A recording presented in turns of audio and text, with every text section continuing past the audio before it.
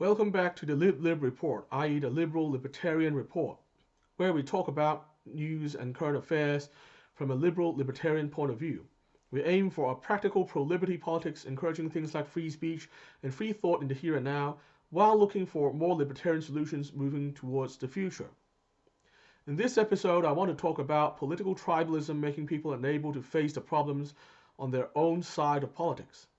I believe that the ideal of a free society should include people being able to think independently and look at things objectively at all times, and not feel pressure to stay silent when things go wrong. Sadly, we are clearly not there yet. I'll use the examples of homophobia in conservative circles and the avoidance of critical race theory debate in progressive circles to illustrate the problem. Recently, when conservative commentator Dave Rubin announced that he was starting a family with his husband, it was quite controversially received in conservative circles. Some people even said some horribly homophobic things that I won't repeat here. Others were surprised at the intensity of the reaction within the right. After all, almost every Western country has gay marriage nowadays, and a recent poll showed that a large majority of Americans, including a slim majority of Republicans, now supported marriage equality. But then it is clear that society does not move in the same direction of freedom at the same pace, and some people remain quite behind the times on this issue. It is also not the first time conservatives had a negative reaction to LGBT people on their own side. Last year, when Caitlyn Jenner ran for governor in California, some conservatives reacted quite badly too. The mixed reaction to Rubin's announcement led to a discussion on both the left and the right as to whether there remains a serious problem of homophobia on the right. As expected, the left basically unanimously nailed the right as homophobic, which also linked into their view that Rubin made the wrong choice in moving to the right. Meanwhile, many on the right, who are clearly not anti-gay themselves, nevertheless seem to feel the need to downplay the problem on their side, putting the reaction down to a niche faction within the right that didn't represent mainstream conservatism. I guess the truth is somewhere in between. But the point is, people are clearly more interested in attacking the opposite side or defending their own side, rather than seeking the truth of the matter and thinking about what we might be able to do to make things better.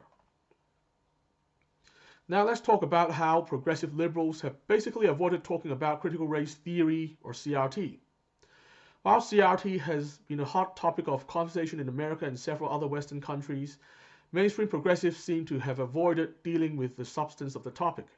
For example, while conservatives argue against CRT and the theory left argue for CRT based on what CRT actually is, many progressives would choose to instead talk about how conservative attempts to ban CRT from schools are having adverse impacts on free speech and the teaching of accurate history to students. Don't get me wrong, I actually agree with quite a lot of these criticisms too, to the point where I believe that government action to ban CRT is basically illiberal and counterproductive. However, none of this takes away from the fact that CRT and other associated critical theories are increasingly influencing the mainstream culture of the West, and this has serious implications for our future because certain commitments of CRT are clearly incompatible with liberal democracy. I guess the reluctance of progressive liberals to seriously deal with CRT is because they feel conflicted. I'm sure that many of them have serious concerns about CRT and its associated ideas too. However, they don't want to cede any ground to conservatives by speaking up about it. It's like how many pro-LGBT conservatives privately concede that their side still has a homophobia problem.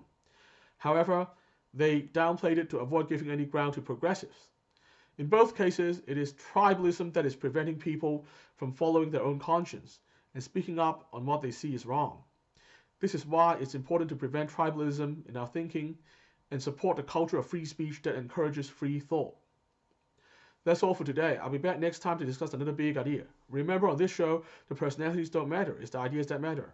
Until next time, remember to resist conformity and stay positive. Our future depends on it.